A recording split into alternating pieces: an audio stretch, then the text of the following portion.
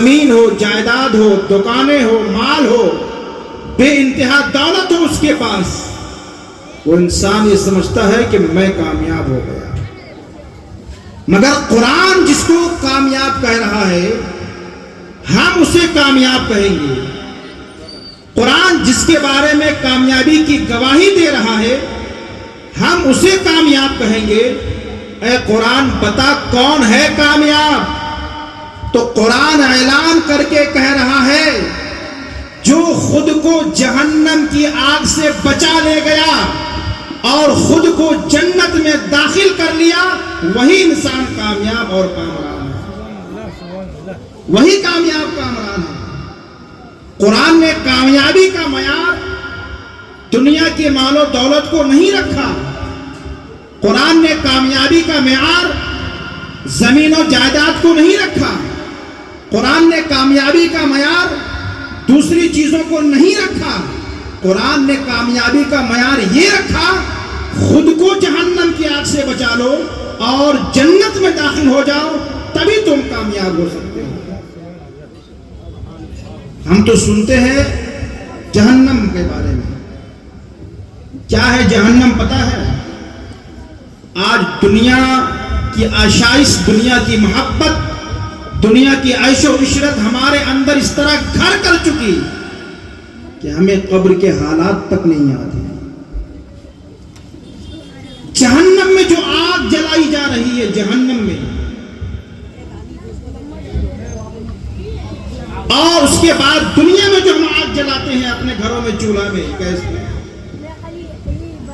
70 مرتبہ اس آگ کو رحمت کے پانی سے دھویا گیا ہے تب دنیا میں جلانے کے لائق ہے.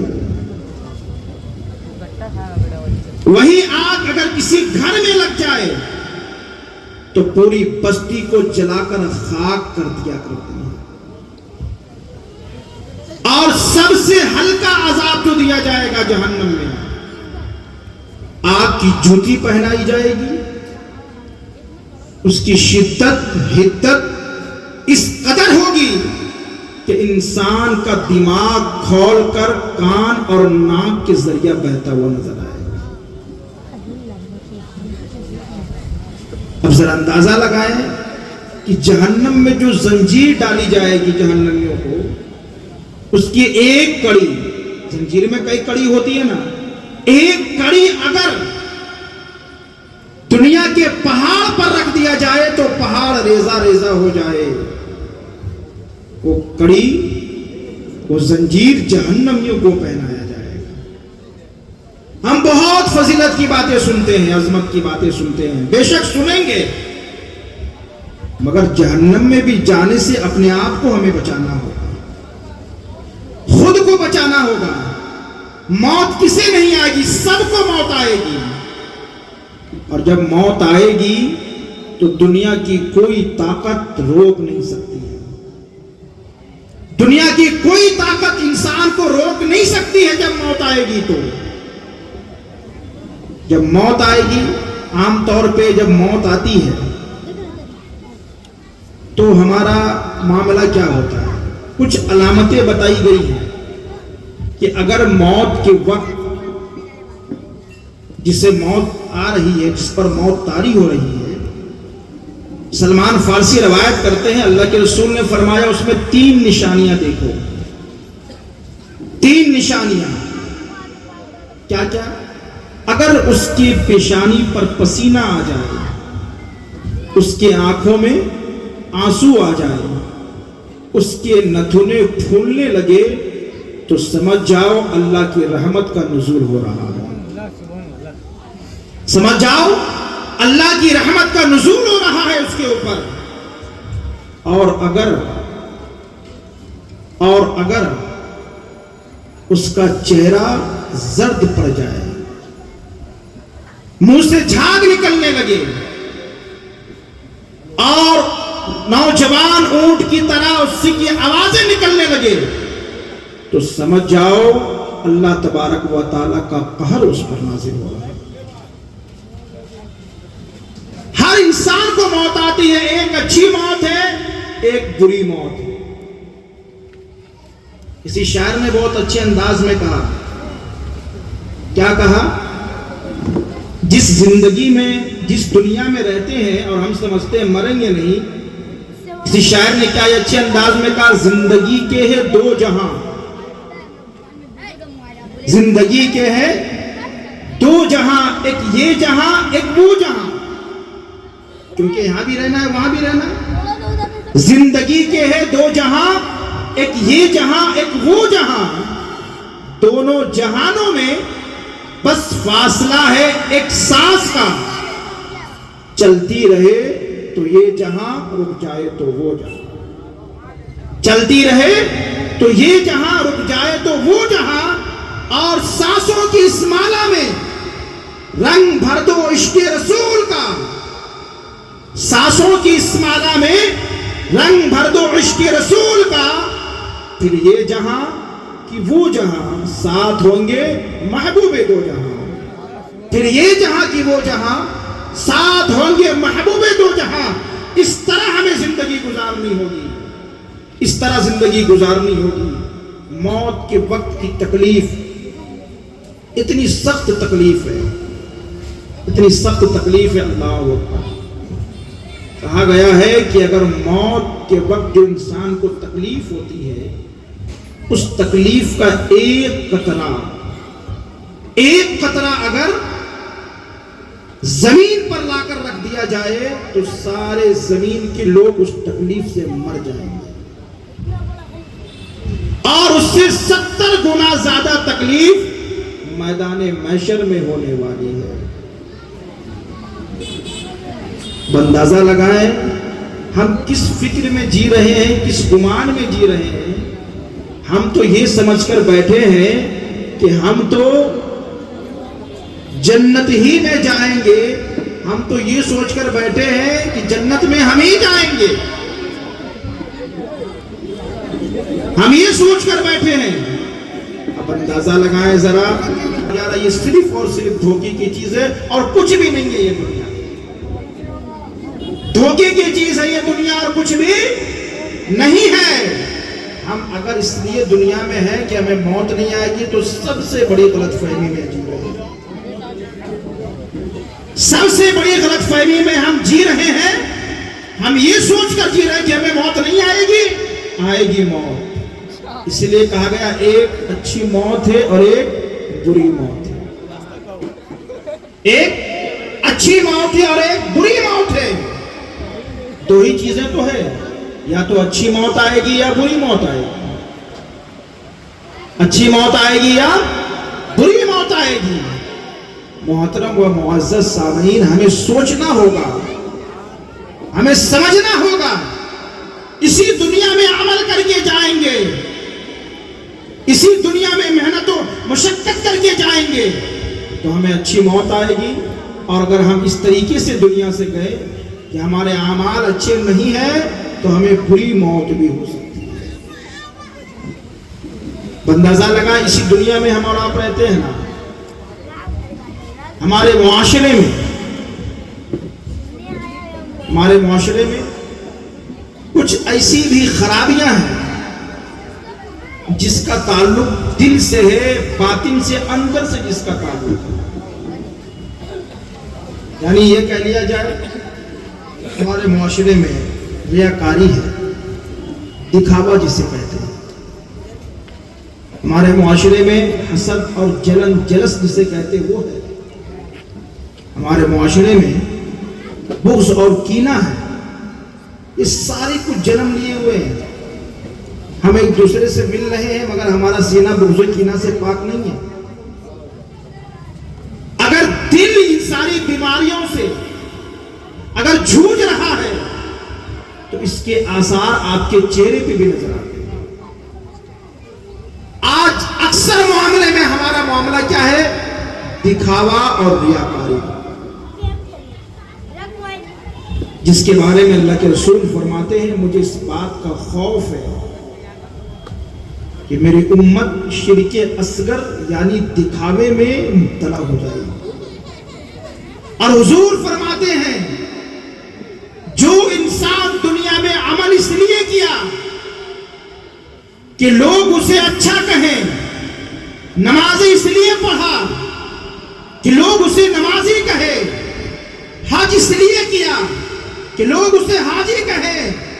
لوگوں کے سامنے اچھے معاملات کیے تاکہ لوگ انہیں اچھا کہیں. تو آپ سمجھ جائیں یہ دکھاوا ہے. اور پروردگار عالم اس بندے سے کہے گا جا تو نے جس کے لیے عمل کیا تھا اسی سے جا کر اپنا بدلہ لے. جس کے لیے تو نے کیا تھا, جسے دکھانے کے لیے کیا تھا. آپ اندازہ لگائیں ہمارے معاشرے میں یہ ہے کہ نہیں. بیٹی کی شادی ہے تو ہمیں دکھانا ہے, بیٹے کا برتھ ڈے کرنا ہے تو ہمیں دکھانا ہے, چاہے ہمارے اوپر قرض کیوں نہ ہو جائے. جب تک ریاکاری داخل ہو جائے گی, جب تک ریا کرتے رہیں گے, اس کا اجر نہیں عطا کیا جائے گا, برباد کر دیا جائے گا سارے کے سارے اعمال. ریا کے تعلق سے ایک حدیث پاک سماعت کریں. حضرت سمیر اصبہی بیان کرتے ہیں کہ مدینہ منورہ میں بھیڑ لگی ہوئی تھی اور حضور کے پیارے صحابی حضرت ابو ہریرہ وہاں پر موجود تھے, لوگوں کو حدیثیں سنا رہے تھے. جب قریب گئے حدیثیں انہوں نے سنا دی, بھیڑ ختم ہو گئی. وہ کہتے ہیں میں ابو ہریرہ کے پاس بیٹھ گیا اور میں نے کہا حضور مجھے آپ کوئی ایک حدیث سنا دیں جو آپ نے ڈائریکٹ مصطفیٰ سے سنا ہو اور وہ حدیث مصطفیٰ نے آپ کے لیے کہی ہو. حضرت ابو ہریرہ کہتے ہیں کہ بے شک میں سناؤں گا, بیٹھ جاؤں. اور وہاں پر کوئی موجود نہیں ہے. حضرت ابو ہریرہ کہتے ہیں اللہ کے رسول نے فرمایا ہے. یہ کہتے ہیں اور کہنے کے بعد بے ہوش ہو کر زمین پر گر جاتے ہیں. کچھ دیر کے بعد ہوش آیا, پھر اٹھے. اس کے بعد کا ضرور بھی ضرور میں وہ حدیث تمہیں سناؤں گا.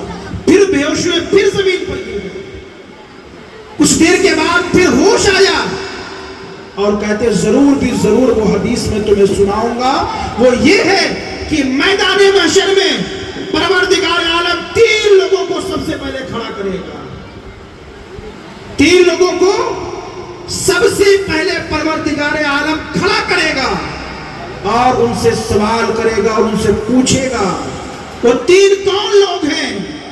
سب سے پہلے حافظ یا قاری کو کھڑا کیا جائے گا, اس کے بعد مالدار کو کھڑا کیا جائے گا, اس کے بعد شہید کو کھڑا کیا جائے گا. پروردگار عالم اس حافظ سے, عالم سے, قاری سے پوچھے گا بتا میں نے تیرے سینے میں اپنا کلام اتارا تھا کہ نہیں؟ وہ کہے گا پروردگار عالم بے شک تو نے اتارا تھا. تو نے اس قرآن پر عمل کتنا کیا؟ وہ کہے گا پروردگار عالم جو بھی عمل ہو سکا میں نے کیا. پروردگار عالم کہے گا تو جھوٹ بول رہا. فرشتے بھی کہیں گے ہاں پروردگار عالم یہ بندہ جھوٹ بول رہا ہے. پروردگار عالم فرمائے گا سنو تو اس لیے قرآن کی تلاوت کرتا تھا, قرآن پڑھتا تھا کہ دنیا تجھے قاری کہے, تو میں نے دنیا والوں سے کہلوا دیا کہ دنیا تجھے قاری کہے. پھر دوسرا شخص کھڑا ہوگا جس کو اللہ نے بے شمار مال عطا فرمایا تھا. اب وہ جب کھڑا ہوگا کہے گا پروردگار عالم کیا میں نے تجھے مال نہیں دیا تھا؟ کہے گا ہاں پروردگار عالم بے شک تو نے مجھے مال دیا تھا, بتا تو نے کہاں خرچ کیا؟ کہے گا پروردگار عالم تیری راہ میں خرچ کیا, صدقات کیے. پروردگار عالم فرمائے گا تو جھوٹ بول رہا ہے. فرشتے کہیں گے تو جھوٹ بول رہا ہے. پروردگار عالم کہے گا تو یہ چاہتا تھا کہ دنیا میں تجھے لوگ سب سے بڑا فیاض, سب سے بڑا سخی کہے, تو میں نے لوگوں سے کہلوا دیا. پھر تیسرا کھڑا ہوگا جو شہید اللہ کی راہ میں جس نے گردن کٹائی تھی. پروردگار عالم کہے گا تو نے میری راہ میں گردن کٹائی؟ کہاں پروردگار عالم, کہ تو نے گردن اس لیے نہیں کٹائی کہ میں راضی ہو جاؤں, تو نے گردن اس لیے کٹائی کہ دنیا تجھے شہید کہے, تو کیا میں نے دنیا والوں سے تجھے کہلوا دیا کہ تو شہید ہے اللہ کی راہ میں. اب حضرت ابو ہریرہ کہتے ہیں یہ 3 لوگوں کی جماعت ہوگی اور ان تینوں کو جہنم کی آگ میں اس لیے ڈالا تاکہ جہنم کی آگ بھڑک جائے. جہنم کی آگ سلگانے کے لیے ان 3 شخصوں کو ڈالا جائے گا کہ تو نے دنیا میں جو عمل کیا ہے میرے لیے نہیں لوگوں کی خاطر کیا تھا, اس لیے تجھے ڈال کر جہنم کی آگ کو سلگایا جائے گا.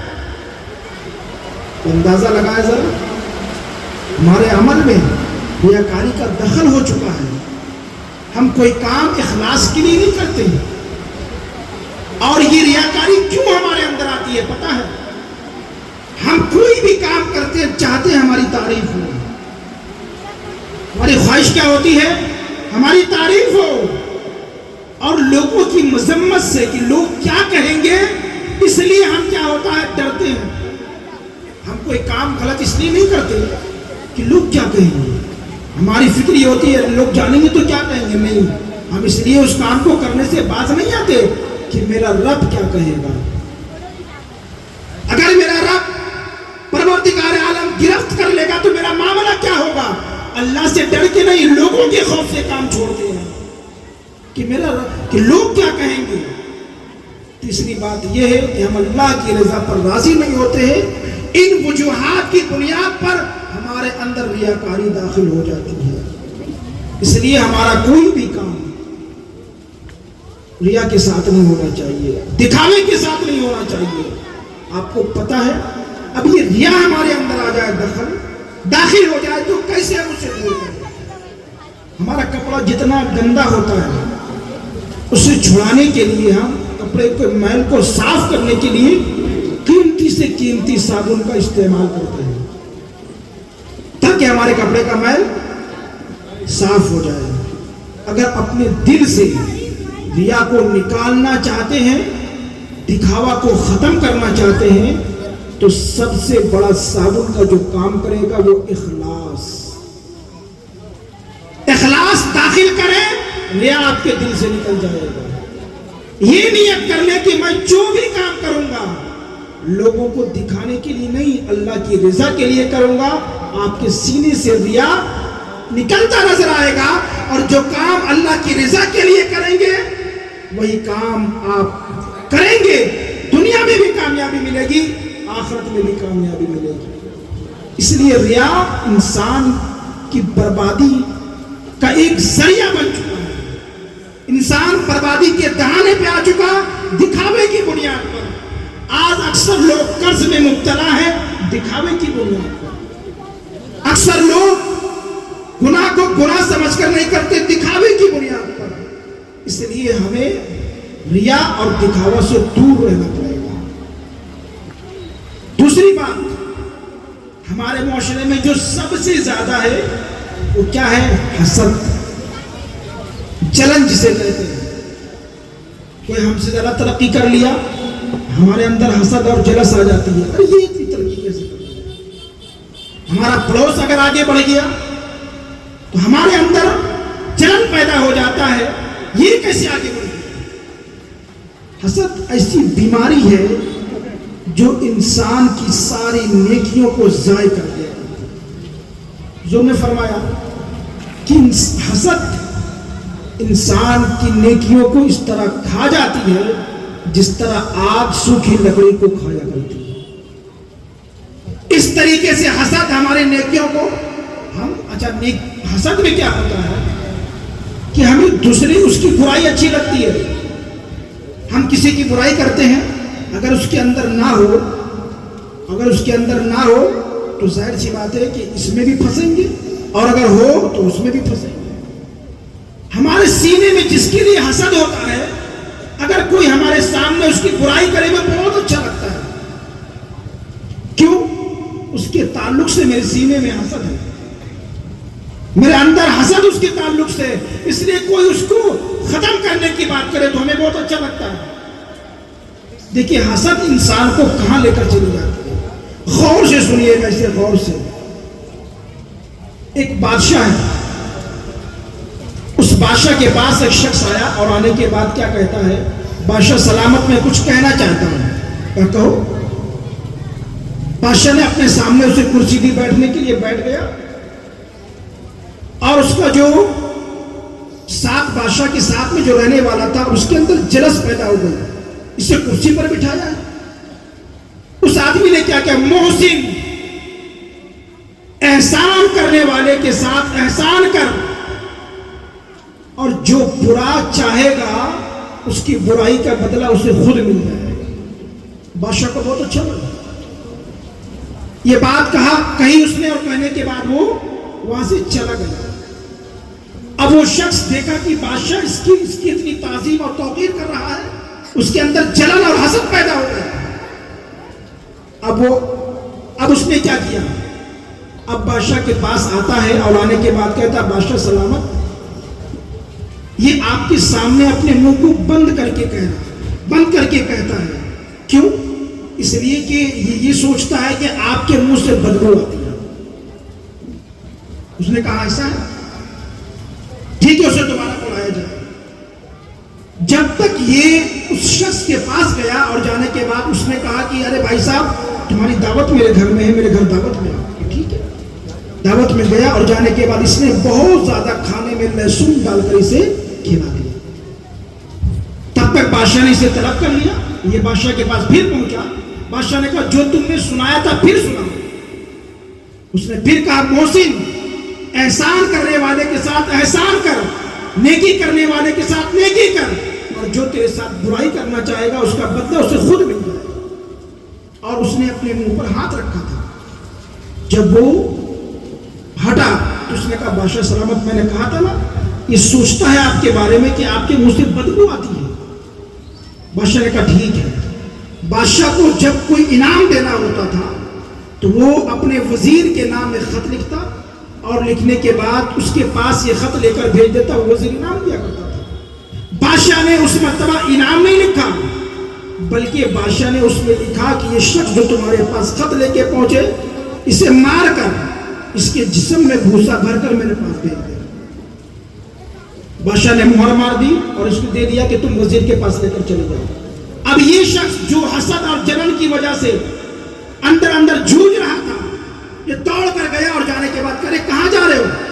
کہا میں وزیر کے پاس جا رہا ہوں، بادشاہ نے مجھے خط دیا کہ اسے پہنچانا ہے۔ لالا مجھے تو یہ جانتا تھا کہ بادشاہ کو جب کوئی انعام دینا ہوتا ہے وہ اسے خط دیتا اور وزیر کے پاس سے انعام اسے دیا کرتا۔ کہا لا خط مجھے دو، میں پہنچا دوں گا۔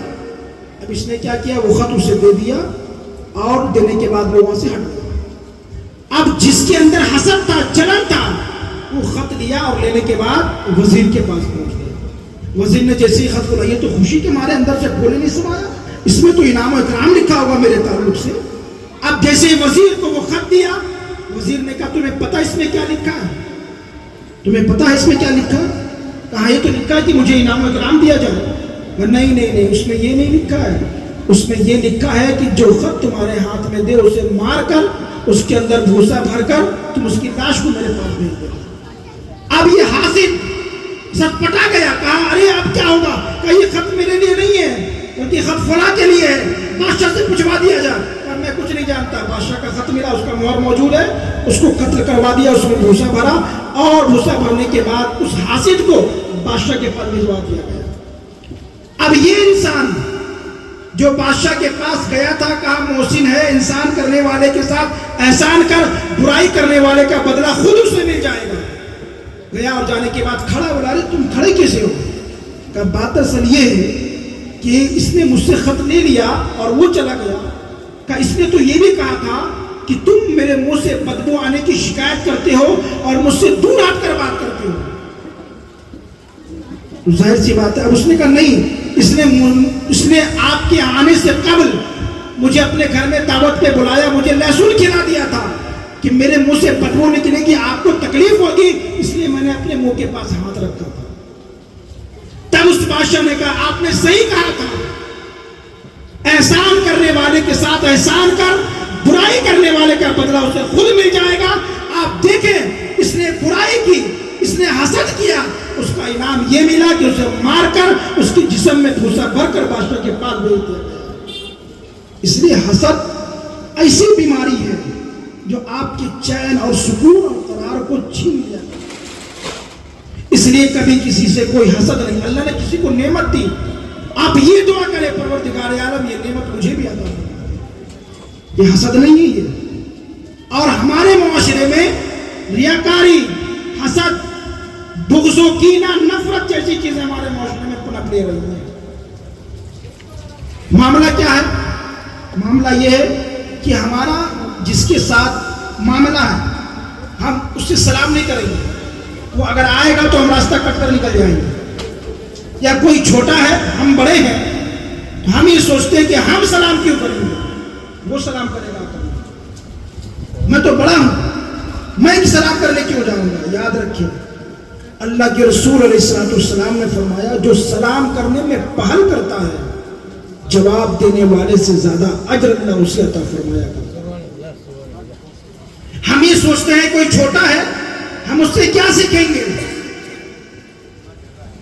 جبکہ حضرت حکیم ابن حزام عمر میں بہت بڑے ہیں اور حضرت معاذ ابن جبل ان سے عمر میں 50 سال چھوٹے ہیں، وہ ان سے سیکھتے نظر آ رہے تھے۔ لوگوں نے کہا آپ اتنے بڑے ہیں، وہ اتنے چھوٹے، آپ ان سے سیکھ رہے ہیں۔ حکیم ابن حزام نے کہا اب تک تکبر نے مجھے ہلاک کیا ہوا ہے، تکبر نے، اس لیے ریاکاری اپنے اندر آنے نہ دے۔ دیکھیں ریاکاری کتنی بری چیز ہے، آپ ریاکاری سے کریں گے آپ کو اس کا اجر ہی نہیں ملے گا۔ حضرت مالک بن دینار، حضرت امیر معاویہ کی ایک مسجد بنائی ہوئی دمشق میں، حضرت مالک بن دینار وہاں گئے اور جانے کے بعد عبادت کرتے، بہت زیادہ عبادت کرتے، اعتکاف کرتے۔ ان کے دل میں خیال آیا کہ کاش اس مسجد کا میں متولی بنا دیا جائے۔ انہوں نے کیا کی، عبادتیں شروع کر دی، نماز پڑھ رہے ہیں، اتنی نمازیں پڑھ رہے ہیں اس مسجد میں کہ لوگوں نے کہا جب آتے ہیں تب حضرت مالک بن دینار کو مسجد میں دیکھ۔ 1 سال گزر گیا، آواز آئی مالک بن دینار یہ عبادتیں تمہاری ریا کے ساتھ تھی، اس لیے اس کا اجر نہیں دیا جائے گا۔ مالک بن دینار نے فوراً توبہ کیا، 1 سال عبادت کی کہ میں اس مسجد کا متولی بنا دیا جاؤں، فوراً توبہ کی، کہا پروردگار عالم نہیں، عبادت تیری رضا کے لیے کروں گا۔ ابھی 1 وقت کی نماز حضرت مالک بن دینار نے پڑھی ہے، لوگ آپس میں باتیں کر رہے ہیں مجمع میں کہ اس مسجد کا کہ انتظامیہ صحیح نہیں ہے، کتنا اچھا ہوتا کہ مالک بن دینار کو مسجد کا متولی بنا دیا۔ ایک دن اللہ کی عبادت اللہ کی رضا کے لیے کر رہے ہیں تو لوگوں کے دلوں میں اللہ نے یہ بات پیدا کر دی کہ مسجد کا متولی مالک بن دینار کو بنا دیا جائے۔ 1 سال تک عبادت کرتے رہتا کہ لوگ مجھے متولی بنا دیں، ریا کے ساتھ اس کا انعام نہیں دیا گیا، اس کا بدلہ نہیں دیا گیا۔ اب حضرت مالک بن دینار کہتے ہیں نہ میں متولی بنوں گا، نہ اس مسجد سے باہر جاؤں گا، اسی مسجد میں بیٹھ کر عبادت و ریاضت انہوں نے شروع کر دی۔ اس لیے ایسی چیزیں یہ ظاہر میں نہیں دکھتی ہے، ہمیں یہ اندر کا معاملہ ہوتا ہے، ہمارا یہ اندر کا معاملہ ہے۔ کیونکہ جب ریاکاری ہوگا تو وہ چہرے پہ بھی دکھائی دے گی، حسد ہوگا تو چہرے پہ بھی دکھائی دے گی، نفرت ہوگی کسی کے تعلق سے چہرے پہ دکھائی دے گی، بغض و کینہ سینے میں ہوگا چہرے پہ دکھائی دے گی۔ اس لیے کبھی بھی اپنے سینے میں کسی کے لیے نفرت اور بغض و کینہ کو آنے نہ دیا۔ آپ کو پتا ہے حضور اپنے صحابہ کے ساتھ بیٹھے ہیں، حضور اپنے صحابہ کے ساتھ بیٹھے ہیں اور حضور فرماتے ہیں کہ ابھی جو اس دروازے سے داخل ہوگا وہ جنتی ہے۔ دیکھا ایک صحابی داخل ہوئے، سارے لوگ خوش ہو گئے کہ کتنی اچھی بات ہے کہ صحابی کے بارے میں حضور نے فرمایا جنتی ہے۔ ارے ظاہر سی بات ہے، حضور جس کے بارے میں کہتے ہیں جنتی ہے، اچھی بات ہے کہ نہیں ہے؟ حضور کے چہرے کو جس نے دیکھ لیا وہ جنتی ہے، صحابہ کی جماعت جنہوں نے دیکھی وہ جنتی ہے۔ حضور کو جب دیکھا تو سارے صحابہ رش کرنے لگے۔ پھر دوسرے دن حضور نے فرمایا اس دروازے سے جو آئے گا وہ جنتی ہے، پھر وہی صحابی آئے۔ پھر تیسرے دن حضور نے کہا اس دروازے سے جو آئے گا وہ جنتی ہے، پھر وہی صحابی آئے۔ اب ان صحابہ میں ایک نوجوان صحابی تھے، دل میں یہ تجسس پیدا ہوا، یہ خواہش پیدا ہوئی ان سے جا کر دیکھا جائے، پوچھا جائے آخر آپ عبادت کیا کرتے ہیں کہ حضور نے آپ کو جنتی قرار دیا، آپ کی عبادت کیسی ہوتی ہے؟ حضور نے آپ کو جنتی قرار دیا ہے۔ اللہ اکبر، وہ گئے اور جانے کے بعد اس صحابی کو کہتے ہیں میں آپ کے ساتھ رہنا چاہتا ہوں۔ ٹھیک ہے، کوئی بات نہیں۔ اب یہ نوجوان صحابی ان کے ساتھ رات میں رہے اور رات میں جب انہوں نے چادر اوڑھی اس چادر کو ہٹا ہٹا کر دیکھ رہے ہیں کہ یہ آخر رات میں کرتے کیا ہے، اس کو بھی چادر اوڑھی۔